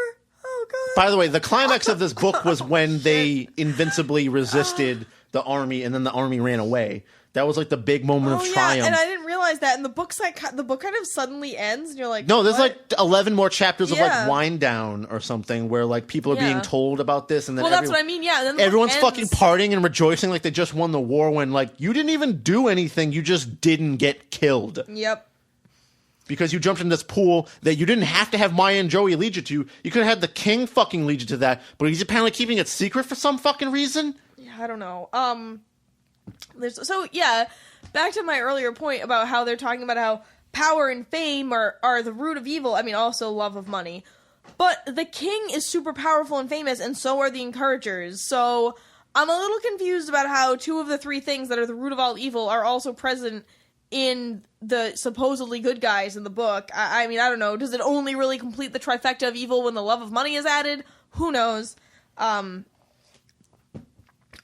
You should talk about the gunpowder issue. Okay, so earlier in the book, at some point outside of a city, to announce like the arrival of the encouragers or something, some of the people let off a flare. It's like literally loaded into what's described as a torpedo tube. Yeah, it sounds like a bazooka. It shoots a flare into the sky that releases like rainbow-colored fireworks to alert the city that, oh, you should let us in because the encouragers and there was are like here. a button on it and everything. They described that specifically. Why are they still using swords and shit if you know how gunpowder works? Yeah. But then later on at the end of the book, when King Apollyon is having his meeting to figure out how to attack all the kingdom without supernatural powers, he's like, we have a secret weapon, the black powder. Yeah. Which is gunpowder, I'm assuming. Yep. But if these people could make flares, they would know about it too. Yeah, you would think. So it's not a secret weapon, even though they aren't using it. Yeah, Nothing makes sense. Nope. Nothing makes sense. Sure doesn't. And that's how this book wraps up, is like eventually it's just like the meeting ends and when they're like, we're gonna fucking kill him. The end. Yeah. Oh, one other random thing that was kind of hilarious is Joey and Maya are leading all these people to the pool of blood, and they're like, well, no, none of you should see where we're going, because what if one of you gets captured and interrogated? So everyone gets blindfolded. They're leading hundreds or thousands of people blindfolded. Except Maya and Joey. Through vast tracts of land. It's just everyone with their hand on the other person in front of them. Shoulder. Or grabbing a horsetail. Yeah. Somebody's gonna get shit on. That's a pretty dumb idea. Yeah. So that's another weird thing. Can I talk about how, nothing is described super well in this book? Events that should be, huge and epic are, kind of glossed over. Yeah. Here's my favorite thing is, literally a 3-word sentence. An earthquake happened. That's okay. it. You can't describe things shaking or the fright. No, it's just an earthquake happened. Oh, that happened. An earthquake happened. That's cool. That's all. Just don't worry about it. And feasts later on, fruit juice and Maya mango. and Joey arrive at the residence of Judge Kingston. The judge was a very friendly older man who invited them into his house. He offered them some fruit juice and asked them to sit down in his cozy living room. It's okay, so these leaders of an army get brought forth in front of this judge, and he's like, why don't you have some fucking juicy juice? Yeah, right, yeah. 100% juice for 100% kids. Yeah. I'm guessing it's because they don't want to encourage alcohol consumption or something, because this book is super fucking Christian, so... yeah, I don't know. Even coffee or tea man would make more sense. That's a pretty traditional beverage of greeting. I don't know what I'm trying to say, but that's typically what you would offer as a host to visitors to your estate. Anyway, I'm just going to talk about some more of my favorite phrases. Yeah, in let's this just. book. I'm going to start looking through the notes here. Let's just start talking about random shit. Libraries are book chambers. The weird rhymes in this, pain in his brain and the reason for the trees. That made me think of a Master Shake quote from Walk with Teen Hunger Force, where he's like, listen, the reason for the season is pleasing, and I ain't gotten much pleasing around here lately. Yeah, so the reason for the treason, I think they actually use that. The reason for the times. treason is pleasing. The healing is all the hail. The things are named the Southwest Plateau of Death. And the South Plateau of Death. Okay, that's really fucking... Emotionally aroused, extremely excited. What the fuck? Why would you ever say that? General Ganarius led the assembly save and sound. Yep. More odd phrases. I think Joey's talking about how he needs to leave an area until I get green like these trees. What? I don't know what that means. I don't know what that means. An adamant rod. That rod was I think really she was adamant. thinking about adamantine, which is a you see that in Final Fantasy. Adamantium? No, adamantium is a Marvel comic thing. Yes, I know. But in some fantasy RPGs, especially JRPGs and some other stuff I played, adamantine is another type of metal. Okay. I was it's like thinking mithril. It's a different kind of mithril. Oh, but adamant rod just it's is supposed hilarious. to be adamantine rod. Okay, but adamant rod is just that rod. It wants you to know it's there to stay, and it's a rod. Abaddon was shocked, absolutely confused, and could not understand the situation. He ran in circles like a maniac, pulled his hair, screamed at the fairies and at the leaders of his army. People act like the leaders of the evil empire act like children in this book. Yeah. Oh, and then just some other dumb shit that crossed my mind. There's Dolphin's Gate, which just made me think of the Candlemass song Demon's Gate. So in my mind, I was just singing Dolphin's Gate to the tune At of some that. point, some silly. village elders or something are talking with Maya and Joe, and they're giving bad news, and it says they fell flat with their faces on the table and started crying for an hour. Yeah. So it's literally just people face planting into a table and crying for a couple of hours. Yeah, I'm trying to think of some other ones. They knelt down before General Ganarius grabbed his feet and wept. I don't know Grabbing why. your feet. Yeah, I don't know why you would do that. She at the end of the book, she starts using "and so it was" at the start of paragraphs to a lot. Yeah, I don't know why. It's she found a new toy and wanted to play with it. Oh, and then at the end of the book, there's an encyclopedia of characters, but it spoils the other, it's spoilers for the rest of the series. There's a general that helps them in this book named General Felipe, and he betrays them later. Just in the character listing, it says General Felipe, who later betrays them. It's yeah, and you're fucking thanks. Maybe I wanted to have some, like, the little tension and plot twist that you had, you just got rid of entirely. Yeah, it's... Sorry. It's an encyclopedia of characters for the entire series, so it's weird because... I think it is. Yeah, because there's a bunch of characters that you never encounter in this book. And then you found that gem character, Chris.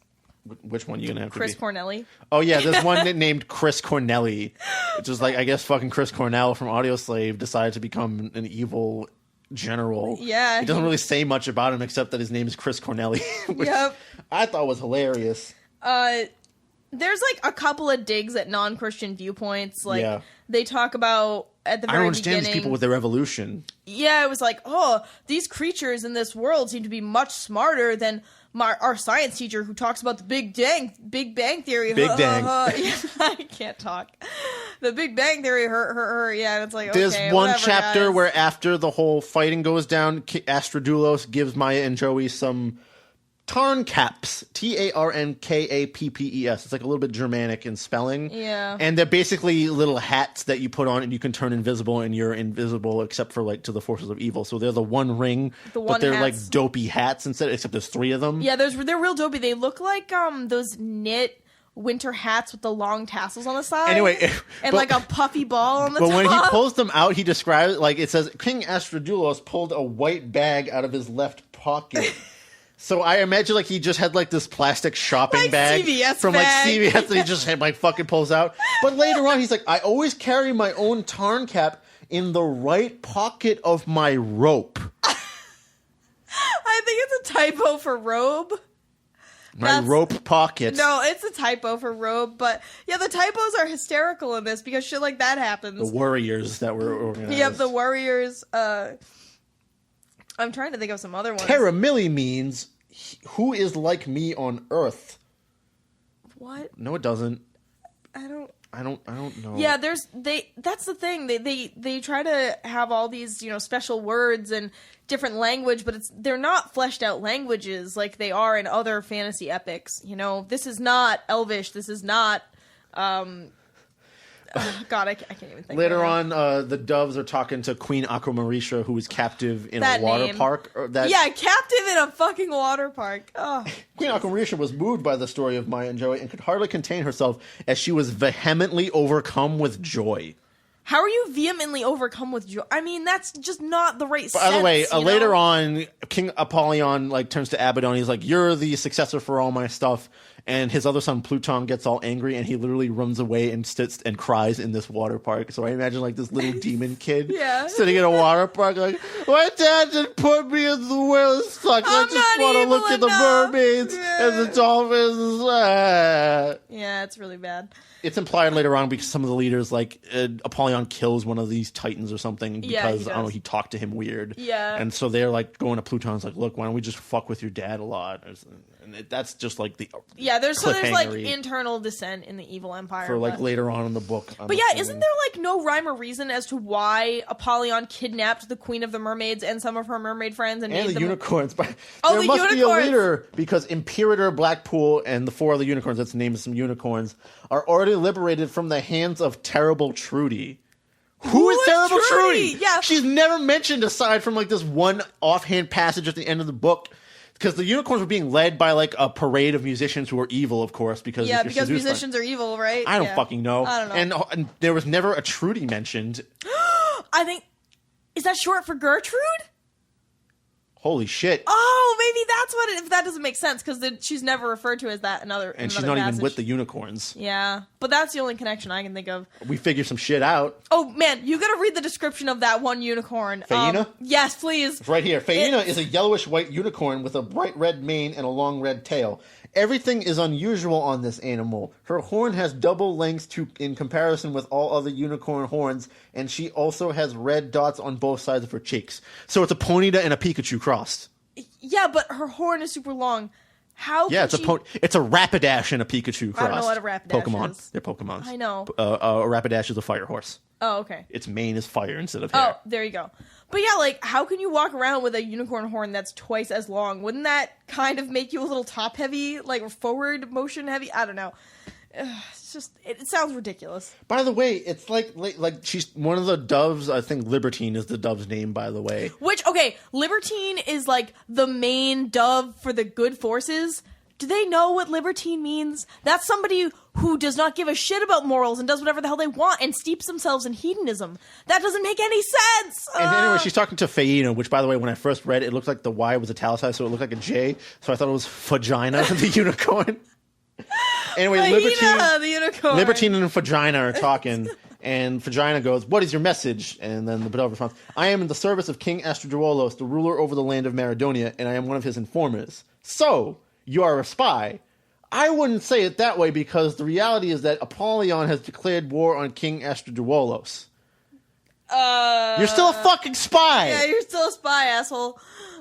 Just admit it's fine. Oh my god, the fucking blip on that waveform. Jesus. Yeah, I know. Sorry guys. We're getting real angry. So, alright, I think if you have any other great examples of the writing, you can just honestly read a paragraph and they can understand the flavor.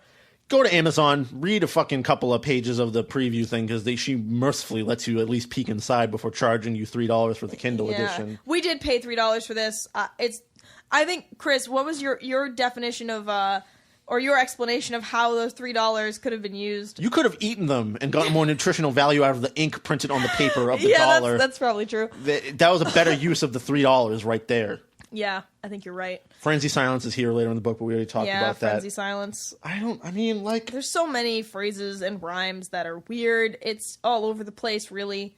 I think we've kind of beaten it to death that this book makes no sense. Yeah, I don't know if I can talk about any more heinous examples of shit.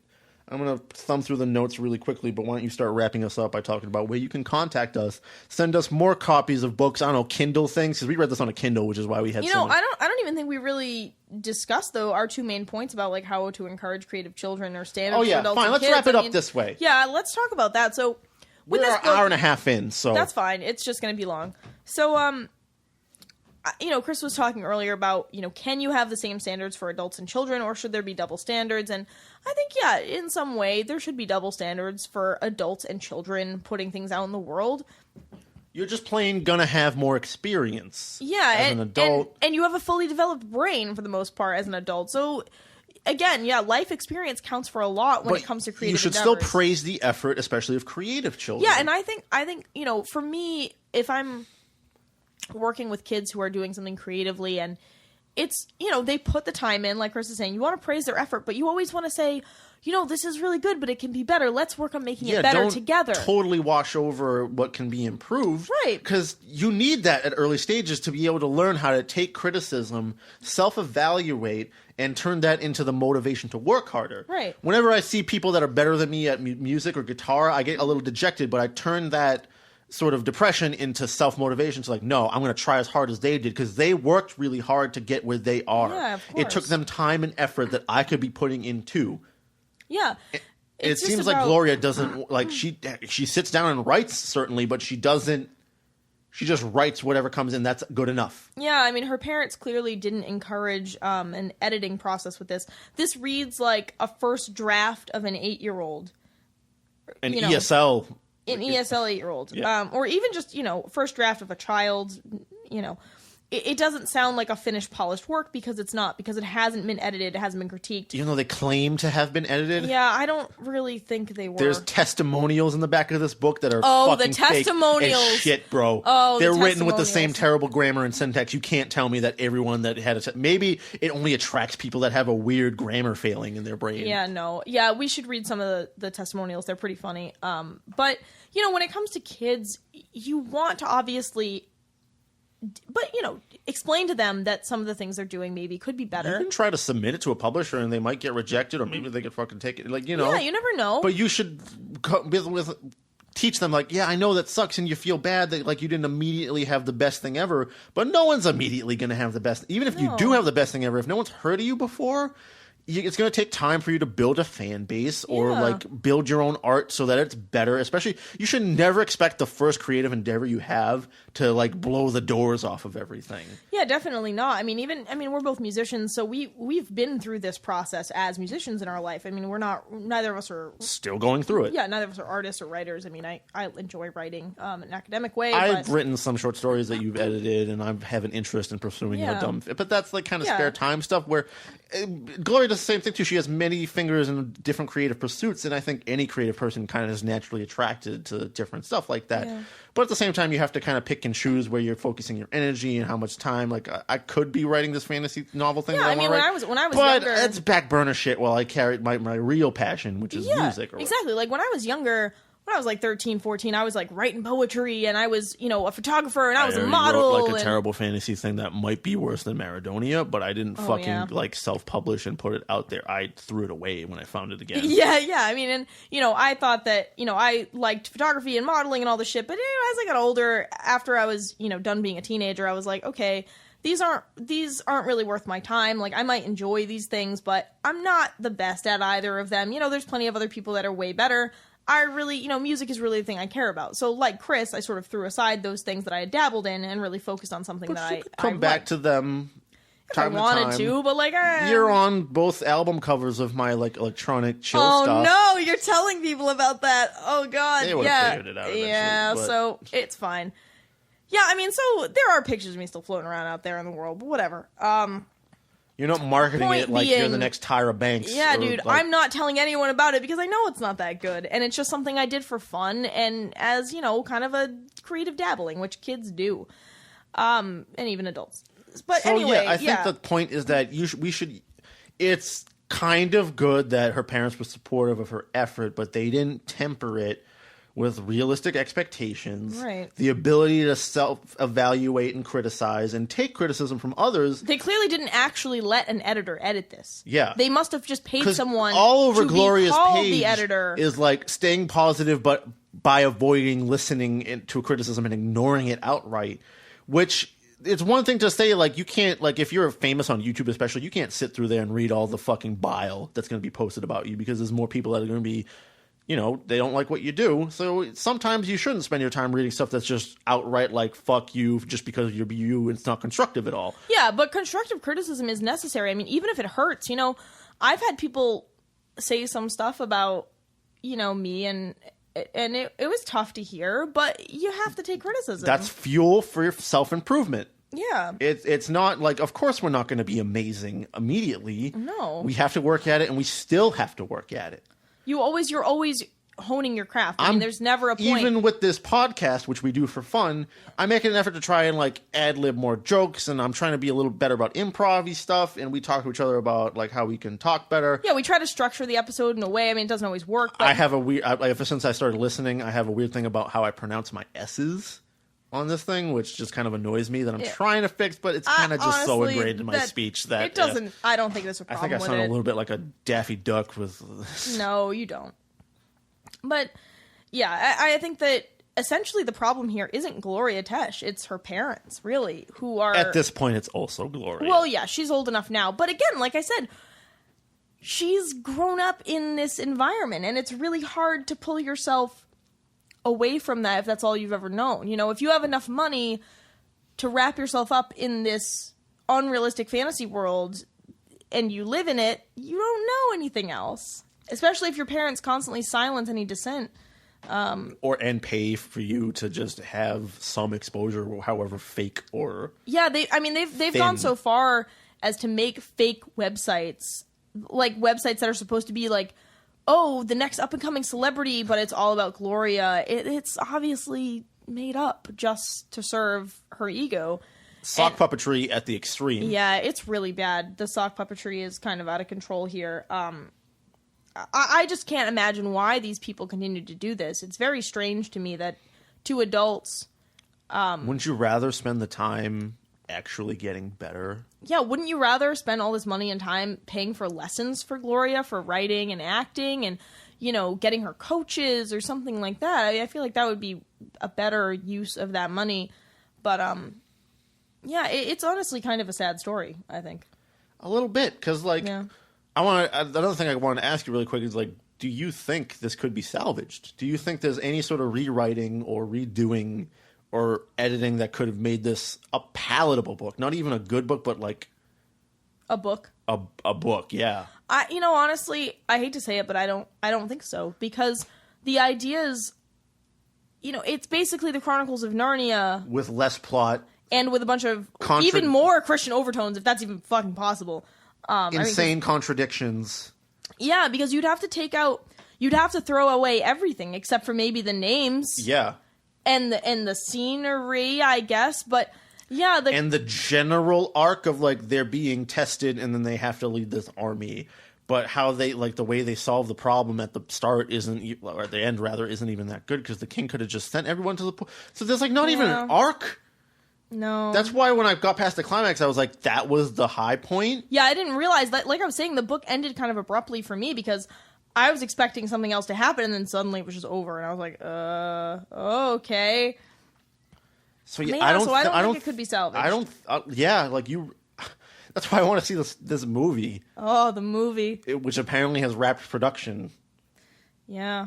I mean, I haven't seen anything besides that 10-minute trailer, which is hysterical. Oh, there was another trailer for another version of the movie before, which is even more funny. Yeah, it's even funnier because I think they actually steal artwork from pretty famous artists, like the guy that I can't think of his name. Anyway, they took art from a handful of really famous fantasy artists and plastered it really bad, MS Paint, layered it into the background of this video where they did a trailer for the movie. Where the costume design and the green screen work is child level. Yeah, it's pretty bad. The acting is middle school these people have never theater. seen a movie before. Yeah. And so they just wrapped on this movie. Supposedly. Yeah, although it's been in production for 4 years, so who knows? Supposedly. Yeah, so I'm gonna, for funsies, read some of these testimonials. Sure.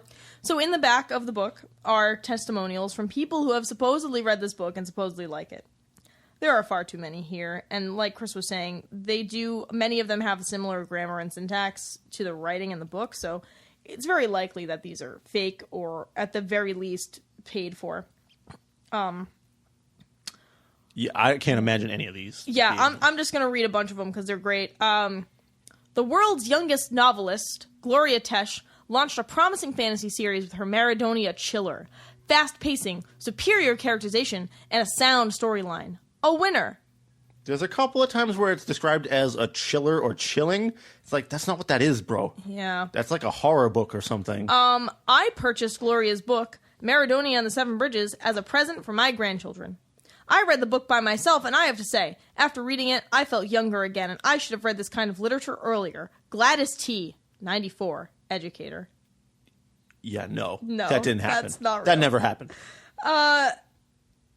This is good. Hang on. I enjoyed the article on the front page of the Suncoast newspaper about Gloria Tesch.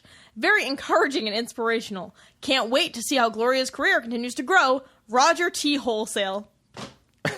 No, his name isn't Roger T. It's supposed to be he's involved in wholesale, but it does look like his name is Roger T. Wholesale. Yep. I'm just going to pick another one at random. The Maradonia saga will knock your socks off with its brilliant dialogues, the truthful characters, and its plot, especially in the second and third novel, which always leads you exactly where you would never think you were headed. Well, that's certainly true. The dialogue is nowhere near brilliant. Nope. There is not one flash of this is the absence of brilliance. Yep. It's a black hole. Yeah, hang on. Let's find... your second novel, Maradonia and the Escape from the Underworld, as well as Maradonia and the Gold of Ophir, is just wonderful. So full of life and substance. I can't wait to buy the book Maradonia and the Dragon Riders and see what you do with the rest of your first 6 books. Leah D., editor, who is actually credited, I believe, as the editor on this series, which is frightening. She didn't do her job at all. Nope. I enjoyed Gloria's book immensely. It was easy to read in its entirety over the weekend. With so many thoughts and images bombarding us, it was refreshing to read something sanitized with virtue and honor.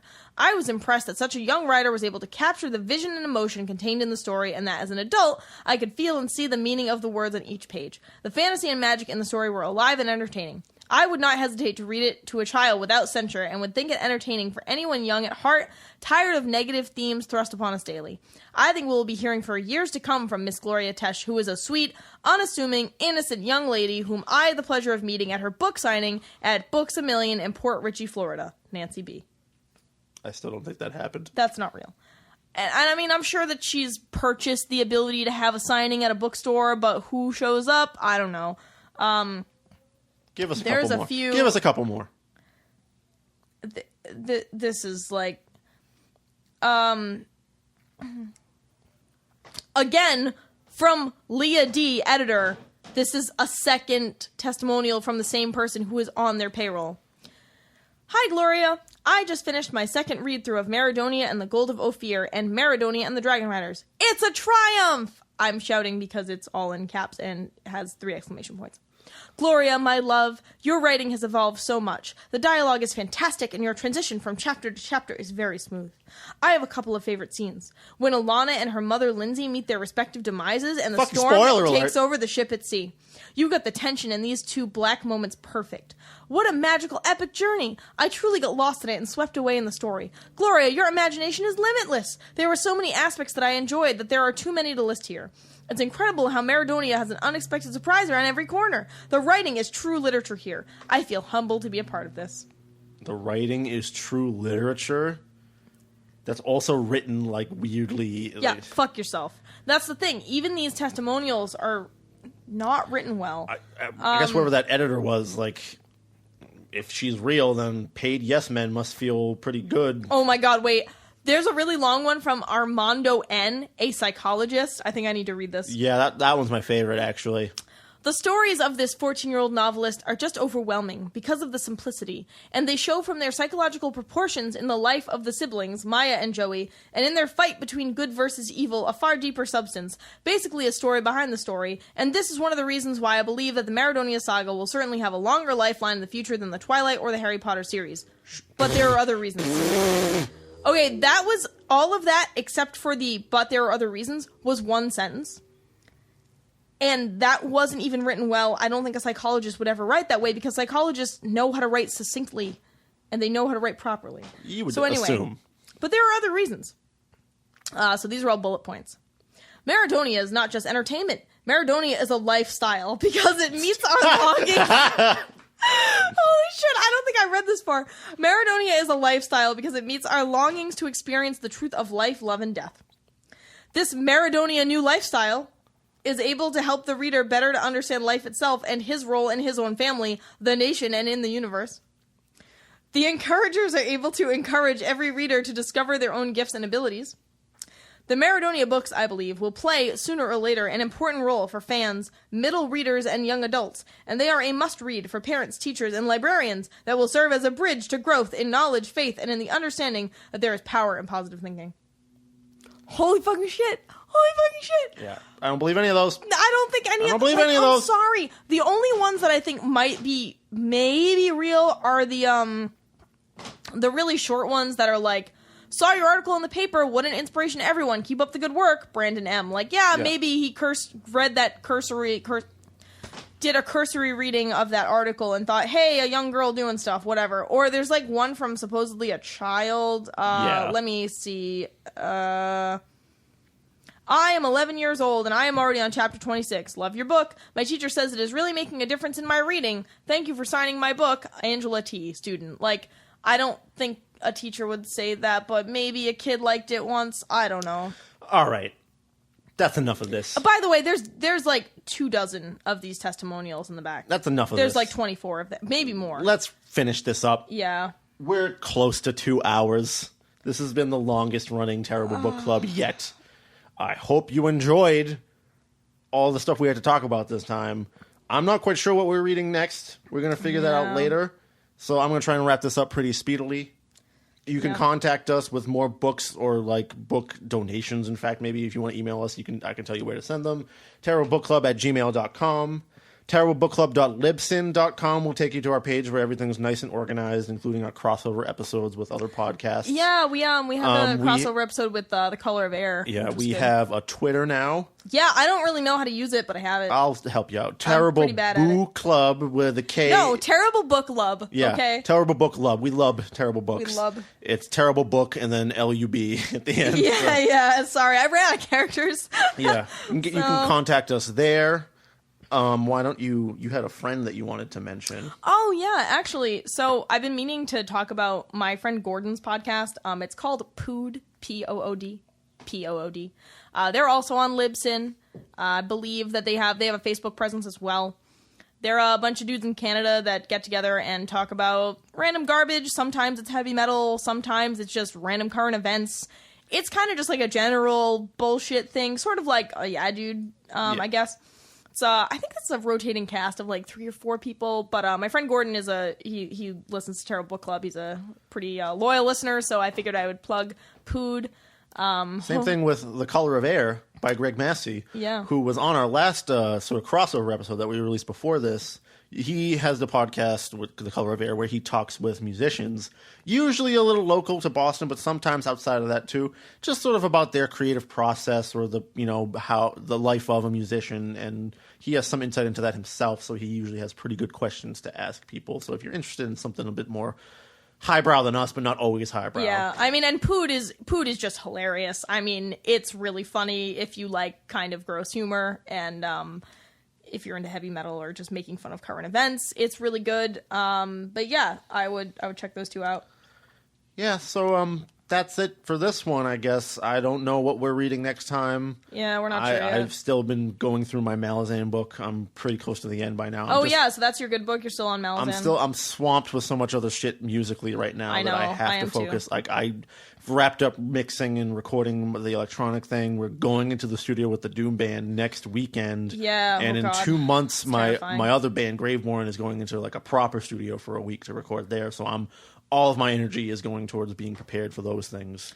Yeah, that's true. And then we have like another show coming up with our Doom then I also, band, of course, and, have like, my guitar you have teaching shows. job. Yeah, that you I'm have trying shows with Graveborn, we have shows with Concilium, you have teaching, I have regular work, yeah. So we're kind of struggling right now. Not really struggling, but good books are on the back burner while exactly. we provide more entertainment for you guys. So yeah. God help us. I've still just been reading like a chapter here and there of that last black metal sort of encyclopedic book. I'm almost done with it. That's really the only other thing I have going on for Good Book. Yeah, well, we got a lot of work cut out for us in the future. We will find our next terrible book. Maybe someone will send it to us or suggest it to us or donate to us somehow. We love taking suggestions. Actually, how did we end up reading this? I stumbled upon it via one of our favorite subreddits, Crappy Music. Oh, yeah. It was one of her Goldilocks videos, and someone mentioned the author of the Maradonia saga. And we were like, wait, what? This I investigated it, Yep. which led us to this. Yep. Okay, now, all right, that makes sense. Yeah. So thanks, Reddit, for that. Yeah, so if you have, like I said, if you have any books to give us or suggest to us, we're more than happy to take on the garbage that you don't want in your house anymore. Yep. But other than that, thus concludes our hour and 50-minute here. Oh, Jesus Christ. So we're about to hit almost 2 hours. Yeah. So we'll see you next time, hopefully with something just as terrible, or maybe hopefully with something less terrible. I don't even know anymore, Paris. Well...